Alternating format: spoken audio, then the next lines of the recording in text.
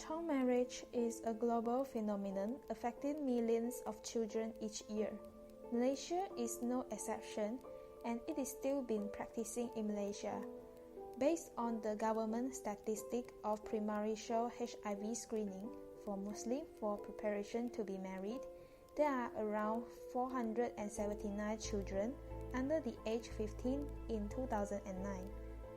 However, this is not the exact statistic because registration of marriage is approved and responsible under the authority of the State Religious Department for Muslim and the National Registration Department for Non-Muslim. But yet, this data is the next best thing we have because we still do not have a specific studies on child marriage yet in our country. Some activists voice out their opinion regarding this heinous act, but according to our two sets of law reform, Marriage and Divorce Act 1976 and the Islamic family laws, based on the Muslim law, girls can get married at the minimum age of 16 years old, while boys at the age of 18 years old. But younger children can be married at a younger age provided the consent by the Sharia judge. Non-Muslim, on the other hand, could legally be married at the age of 18 years old, or younger girls at the age of 16 could be married with the authorization of the Menteri Besar or Chief Minister at their respective state. Child marriages are often arranged marriages that have the manifest function like other marriages, but the latent function is to build alliance between two families in exchange, not just their children, but mostly for wealth and favors.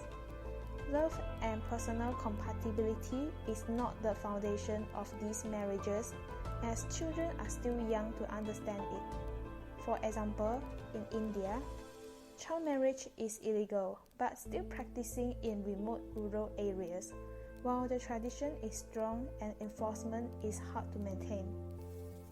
Factors that contribute to child marriage are like the rise of economic and social status, resulting to acute urban poverty in our society, making parents think that it is necessary to reduce the economic burden of a family by marrying their children off early in a patriarchal society.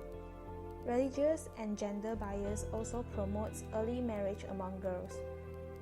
Next, lack of education and the conventional thinking of eliminating sexual activities out of the wedlock are other reasons parents marrying off their children in order to avoid other problems, such as teenage pregnancy and baby dumping. Another factor is children, especially girls, marry at a young age because the younger they are, the question of virginity is not an issue, which raises their value on the marriage market. Children have the right to achieve their dream and potentials. However, child marriages rob them of this very basic right and go on to deprive them of their childhood, adolescence, mental and physical well-being. Child marriage is a social dysfunction that contribute to negative impacts of socialization and also to the child himself, such as psychological and emotional stress, denial of their childhood, denial of their education, creating health problems such as early pregnancy, premature birth, and other complications which can result in maternal and infant mortality, and not to mention abuse, whether it is sexually, mentally, emotionally, or physically. A child should have been given the right to experience and live their childhood and adolescence, go to school to access further education, and socialize with their peers in order to grow up normally. They should take care of all the child needs, not until their puberty, but until they grew up mature enough to lead their own life. Marriage is one of the biggest yet personal decisions in life, and it should not be rushed before they reach adulthood and mature enough to be coping with the issues of marital and maternal, and giving them the opportunity to be part of our society. The nation also plays an important role. The Malaysian government needs to develop and implement systems to prevent or discourage this practice.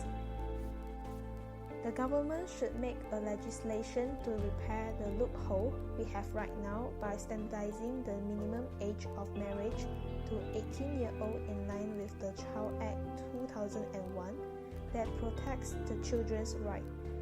The government is also engaging in smart partnership with other non-government organizations, NGOs, on campaigning and educating the public regarding the myth, misconception, and the harmful effect of early marriage.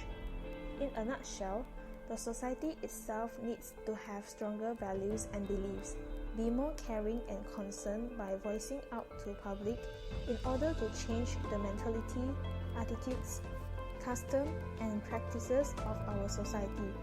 We need time to educate our society of the negative impact of child marriage that affects our socialization.